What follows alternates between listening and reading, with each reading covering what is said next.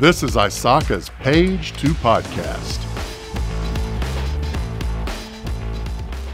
Hello, thank you for joining us today. I am Robin Lyons, IT Audit Professional Practices Principal at ISACA, and joining us today to talk about application testing and how smarter testing equals safer digital experiences is Shannon Leitz. Shannon is the Vice President of Security at Adobe, and she will help us guide us through this discussion today. So Shannon, if you would take a few minutes to introduce yourself for our participants, please.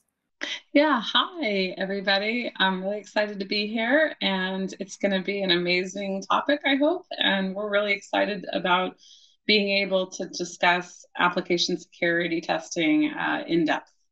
Thank you very much, Shannon. So to kick us off today, we're going to start with a pretty big question. So we're gonna go big today, right? But I do want to frame the discussion a little bit for our participants. Okay.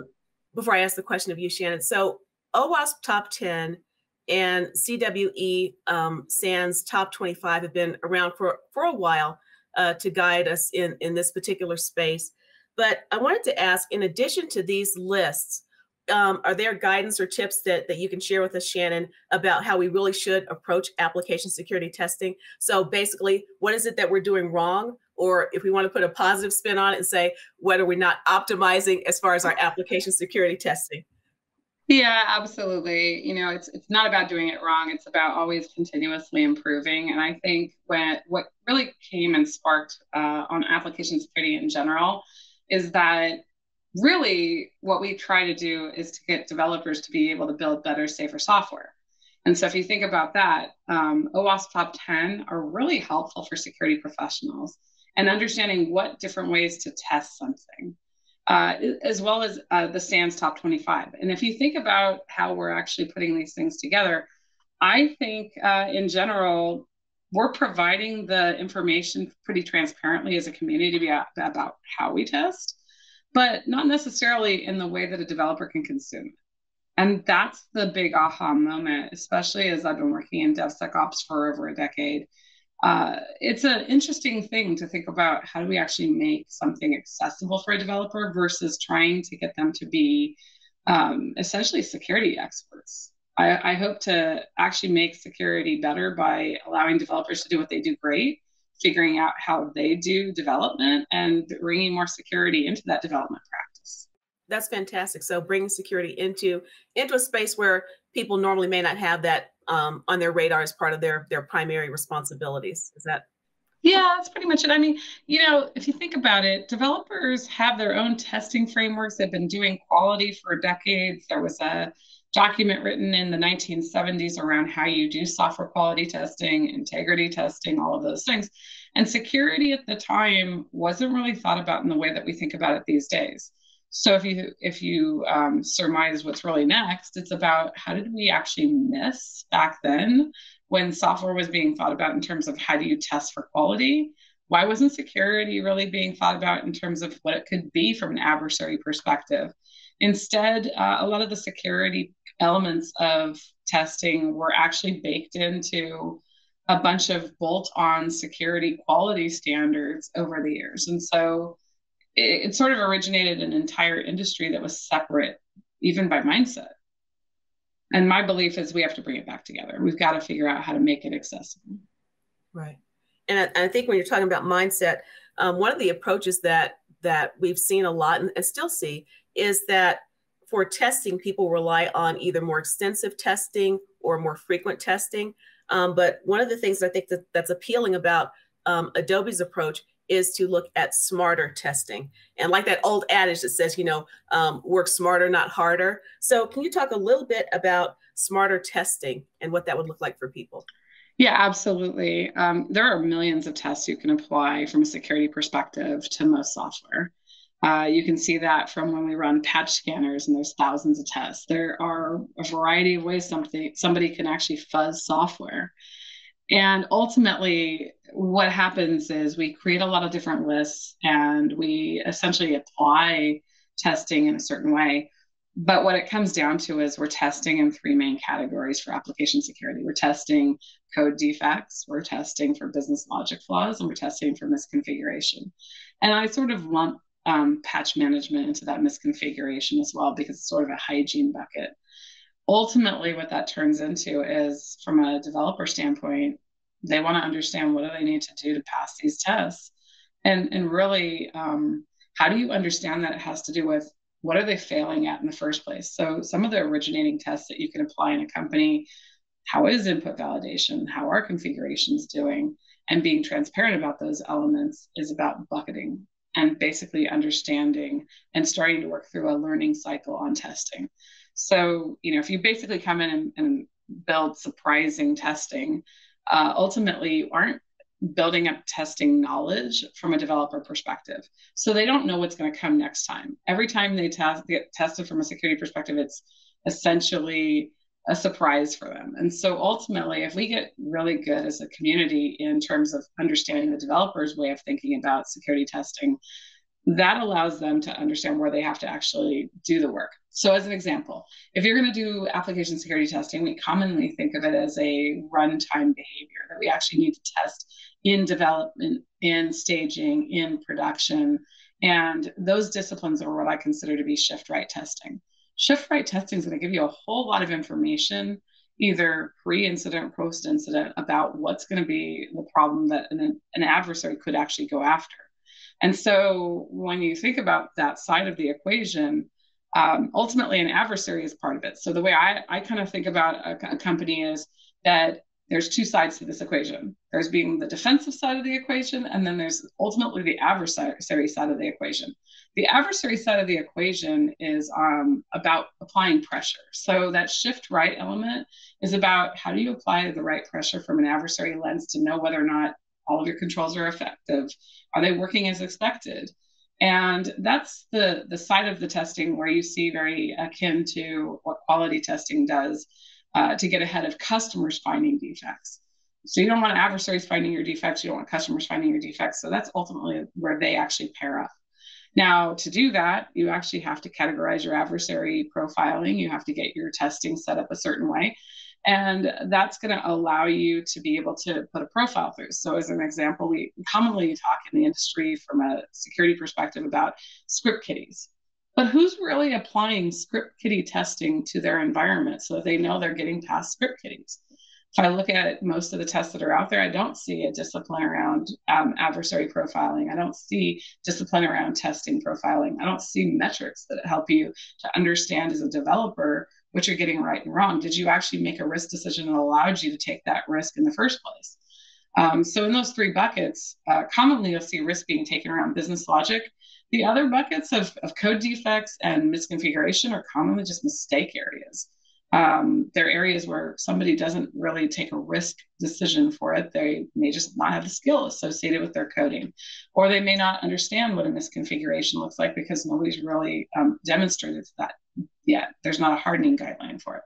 So that's one side. Now, if we look on the shift left side, which you've probably heard shift left before, the shift left side is about code defects. So commonly part of the pipeline that you might have for CI/CD, continuous integration, continuous deployment, is that you're going to actually run a bunch of tests that are actually in code, looking for static code analysis tools, looking for some sort of dependency checking, and doing that before something is being deployed. So you can get a whole bunch of telemetry about your software early in the pipeline. You can get it post-deployment, but you have to have a way to do a feedback loop. And that smart testing method has to be about arranging your tests so that a developer can rationalize where they should spend their effort. For example, we commonly talk about secrets management and some of those things. Are you actually testing how your secret management solutions should be working, how a developer is leveraging those? And from an end-to-end perspective, as well as a component level set of tests. So Shannon, you've been at Adobe for about a year now. So since when you first started and now, what needs have you seen in the community that were the genesis for Adobe's new application, smart testing application approach? Yeah, absolutely. Good question. It's interesting. I came to Adobe for all the fun that I think it has with products and creativity and software in general. And in making the switch, because it was 9 years into it, and a wonderful 9 years, I realized that I had a lot to offer the company. We have over 130 products. We have a lot of application security surface to work through. And what was most relevant at the time was this understanding of trying to get to the point where developers are really in the driver's seat for their testing. When I entered into the company, I realized very quickly that developers did not have an understanding of what they were going to get tested on. And they were very surprised by the output. So if we were testing something around their application, they weren't sure they were going to get a code flaw, or they weren't sure they were going to get a business logic flaw or a misconfiguration. And so the challenge for developers is they have to have some way to have a discipline-oriented approach to their testing so that they know where they can spend their effort. And when it comes back out, they can determine, well, how did I get it right? How did I get it wrong? They have to have a way to actually rationalize. So for developers, everything has really been, security testing has really been surprising, not just at Adobe, but I think within the community as a whole. Every time I talk to developer communities, I find that they really want for there to be some sort of open testing capability that they can understand, rationalize. And when you really get into the scheme of things, there's millions of tests out there that could be applied. Ultimately, a developer cannot be a security testing expert to get their software to really work from a security perspective. So we've got to find a way to make it truly accessible. And that's what the impetus was for actually moving forward with smart security testing and making it so that it had transparency and some sort of way for developers to rationalize how they were going to get things right. And when they didn't get them right, how they were going to actually prioritize and have that discipline. Okay, thank you very much, Shannon. And your point that developers are not going to become security experts is well taken. I know that in the industry, we did have a transition from DevOps to DevSec Ops. So I did want to talk a little bit about, and keeping in mind that developers are not going to become security experts, what does that mindset of DevSec Ops, what does that look like and what does that mean to you? Yeah, absolutely. So software is a team sport. We always say security is a team sport, but software is a team sport. And so back in the day, I remember when DevOps came out, it was very much an interesting endeavor. You would talk to folks that considered themselves to be part of that DevOps capability. They were doing Agile and Scrum. But in the security community, we weren't doing Agile and Scrum. In fact, we were still doing checklists and checking software at the end, and we didn't have any automation to use. And the developers really had no automation to test their security along the way. So ultimately, what was happening is security was becoming latent in the actual SDLC, or software development lifecycle. That created a huge problem for the industry because ultimately, as software sped up and we started to see things like CI/CD, continuous integration, continuous deployment, ultimately the cloud coming in, we saw software publishing speeding up at a rate that already was difficult to keep up with from a security perspective. So not only did software speed up, they actually started getting to the point where it was so fast that even those checklist approach to software security testing wasn't really making it. And ultimately, you've seen the picture where basically the car is running around the guard post. Well, ultimately, that's essentially what was happening. And I think in some companies still happening. There's still folks in the community that are catching up with this notion that they've got to essentially bring security to the development process, that DevOps really does need to have security as part of it, because quality ultimately was written without thinking about adversaries.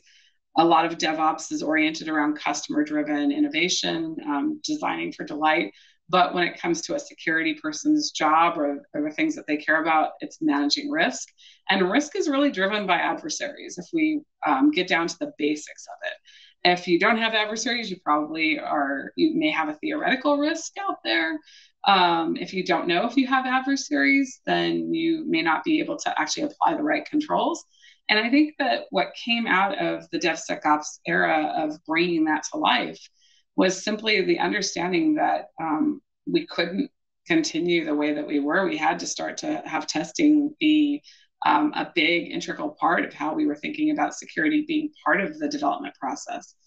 So from my perspective, being DevSecOps minded is a way forward.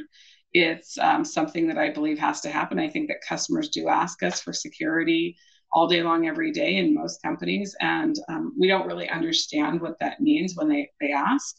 But I think, the great thing at Adobe has been coming into the company, seeing how we do pen testing, having that security mindedness, really putting a lot of effort towards it, having a great CNA process that we're working with, and ultimately trying to make security a front row citizen is part of what we think about every day. Okay, thank you. Thank you very much. So can we shift a little bit and talk about reporting? So sometimes when testing results are reported, there could be items listed that are not necessarily impactful from a software quality perspective or from a security perspective. And sometimes we call that noise. So what do you think would actually cut down on the noise that we experience in application security testing? Yeah, developers call it noise. The business may call it noise. I think security doesn't necessarily think that the things that they find are noise. Noise is interesting because noise is as just an element is essentially saying I can't really take action. This is something that is interesting, but I'm not really sure what to do with it. It doesn't have an impact on, or I don't believe it has an impact on the security of my application. And ultimately, how we can actually cut down on that is to get ruthless about meticulously testing something. So organizing how we test. One of the greatest ways of organizing how we test is to get to the point where we can rationalize what I call basics. It's really easy to talk to an executive and say, hey, we should keep our secrets safe. It's very challenging to walk up to an executive and say, hey, you're not using this, you're not doing that, you don't comply with this regulation, the standard isn't working for you, and to have thousands of things that they have to think about. So I believe that one of the real opportunities in the security arena, especially around testing, is to get to the point where we actually bucket the concerns, we make it so that an executive can understand where we're investing and then how to get it right. So essentially that might line up with, and keep secrets safe, use cases as an example. What use cases are you going to have to keep safe? And if you're going to actually have secrets in your software supply chain, you're going to have secrets in your process for doing continuous implementation and delivery, then you're going to have to keep those safe. Those are use cases. And then ultimately that leads to solutions that we all buy and procure or even build, right? And so those solutions themselves need to be tested routinely. I don't think anybody lines their stuff up this way. What I see that's actually happening in the industry is, all right, let's go security test. Here's the scanners. We're going to run the scanners. We might apply some fuzzing. Even for a lot of the security testers, I find when you ask them, are you surprised by what came out? And they're like, I'm not surprised by what came out, but I wouldn't have been able to predict that that would have come out. And so I think that's the real challenge is, how do we organize the content of testing so that it can be disciplined, so that we can measure it, so we can rationalize, so we can check even that we're monitoring in the right places. If you test something, you should also be able to determine, are you having effective monitoring rules? Do you have an ability to action off of it? And that's what alleviates noise per se in the testing arena is ultimately, if you can run something all the way through and show that it's important and that it's part of a end-to-end testing scheme, that you're measuring that information successfully, that it actually helps you with adversaries and reducing ultimate risk, that incidents are actually being cut down, that there's a way for you to see that there's a cause and effect. You know, my belief is that you're going to have far more agreement on how you're going to actually get security to be to the next level. So for me, it's about organizing it in a pretty meticulous way. I don't know that all the scanners out there are actually set up for this yet.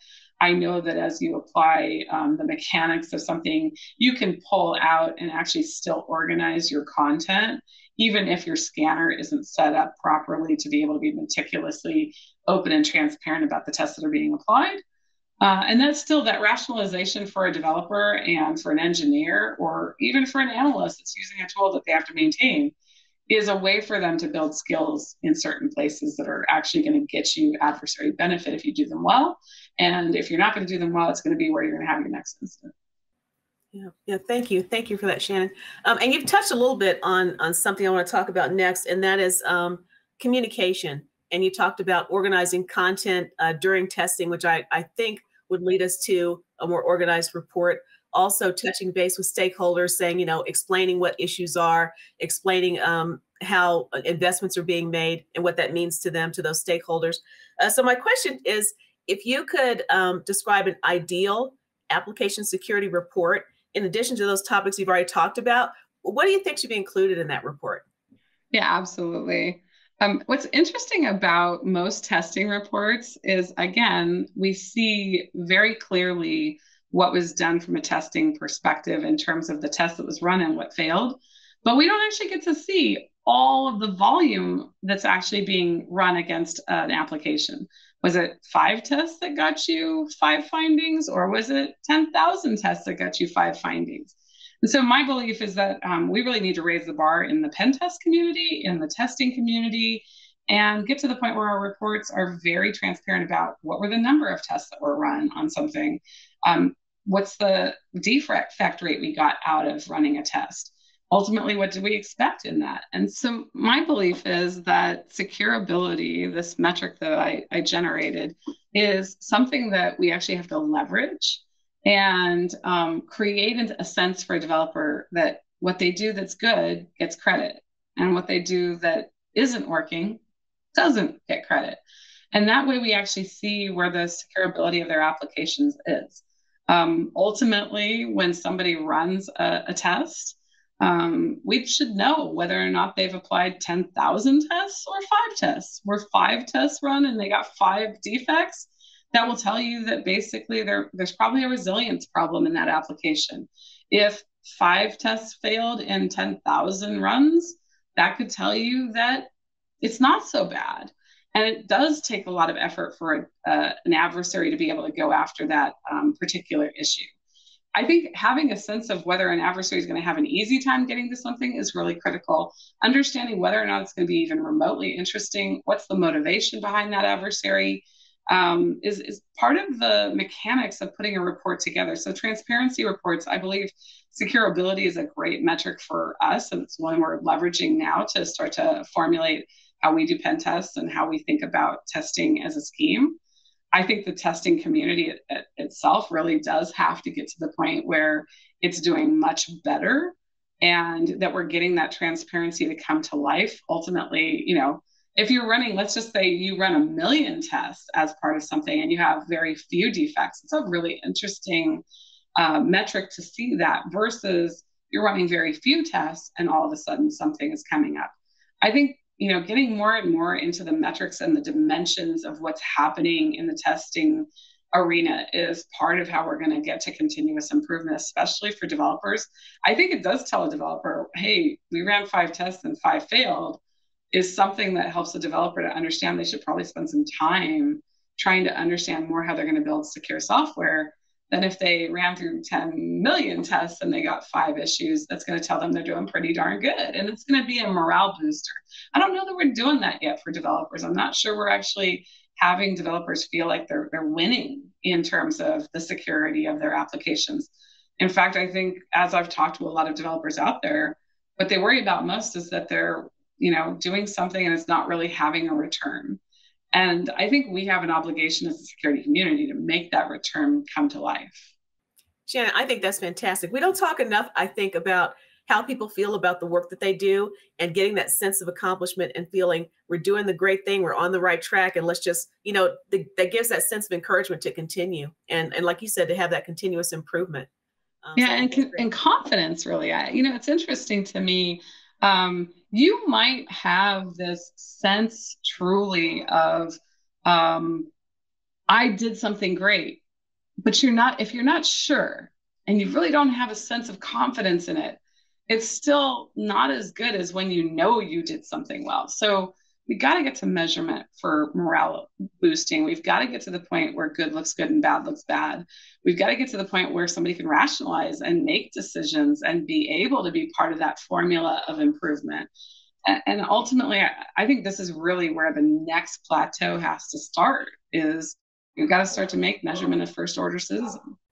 So Shannon, we've talked about the role of a couple of different groups, developers and security professionals.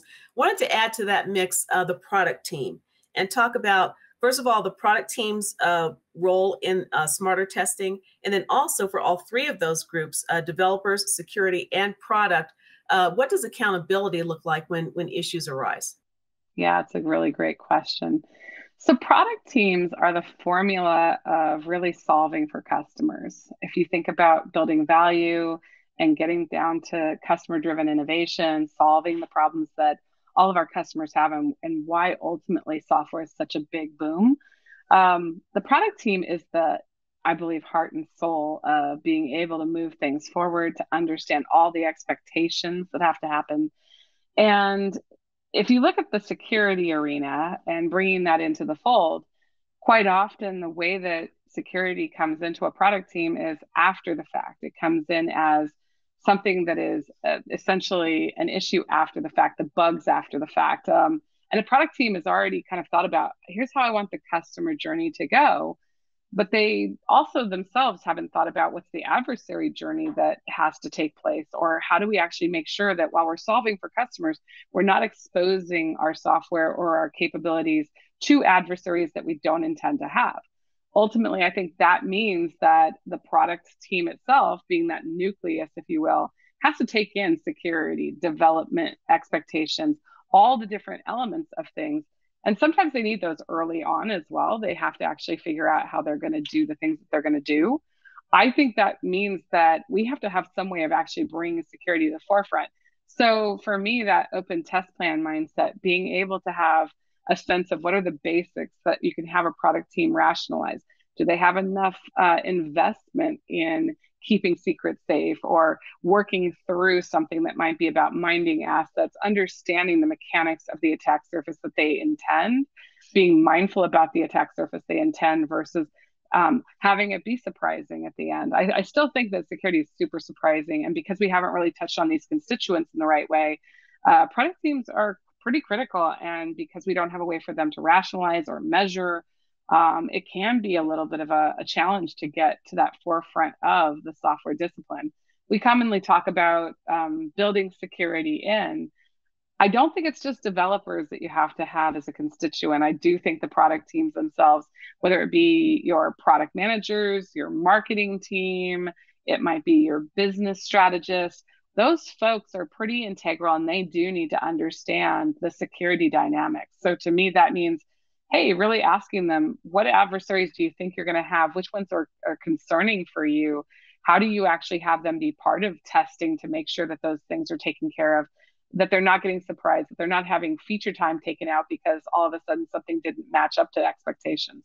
So to me, I really think that the beginning of getting smart testing going is about thinking about that end-to-end supply chain, and ultimately the different roles that are actually going to be part of it, and how you get security to be intrinsically part of the business, as well as the delivery schedule and things that are going to have to happen downstream.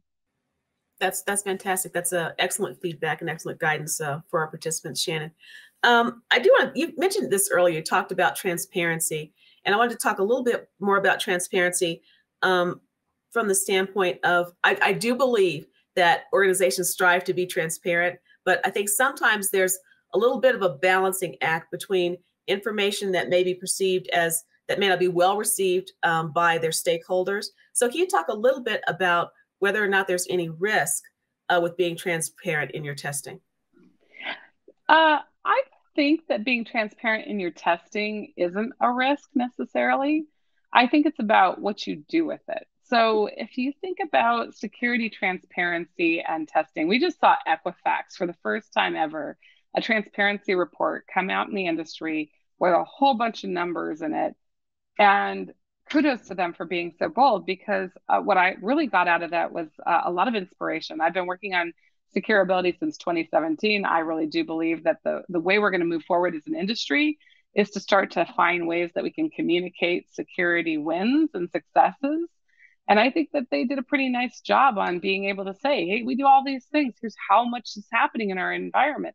Here's really what we're up against. And making that so that we could all look at it and say, hey, I actually agree with all the things that they put in that report, that it's starting to make sense. I think we just have to conquer that. And ultimately right now, the security testing transparency that's out there, again, going back to the tools, security testing is really about this scanner and that scanner and this other scanner. And I don't think we've really gotten the security testing tools out there to build in enough of that transparency that the reports are going to start to make sense to folks, that we can actually not just share them with the technical folks, but actually start to turn those into something that somebody can rationalize and see. oh, I passed 1 million tests. Right now, we send out basically defect tickets, or we send out reports with a bunch of different vulnerabilities that are found in it, but it still doesn't help somebody to see, oh, that's a N percentage problem. We had this many tests run and we actually, only failed maybe 1% of those tests. I think getting measurement to be part of the conversation is what's going to allow for this to transform truly. And that's why I think smart testing is about, where do you think you're going to have problems, applying those tests in a fashionable way, and honestly getting to the point where you can measure it and say, look, gold star, you only failed 1 test out of 1 million. That's pretty darn good. And we've got to start giving ourselves a little bit of a pat on the back for the fact that actually security is better than it's ever been. I remember when I started in this industry and we didn't even have PCI DSS. So a lot of folks were not sure what to do. And ultimately compliance did raise the bar. But the bar is not high enough with compliance only. I really think that there is that next bar. It's about trying to understand what the securability is of your applications, of your environments, understanding what percent of your total attack surface could be an opportunity for an adversary, and managing it that way. Shannon, thank you so much. This is a hefty topic, and we could talk forever about it. And you're a wealth of knowledge, and I'm certain that you've given our participants a lot of great information today. But that is all the time that we have for today. So thank you for taking time to be with us today. For our participants, please make sure to check out Adobe's full blog on how smarter testing equals safer digital experiences in the link below. Thank you for joining us today. I'm Robin Lyons with Shannon Leitz, Vice President of Security at Adobe, and thank you for joining us. Thank you for joining us today for this episode of Page to Podcast. We hope you enjoyed this episode.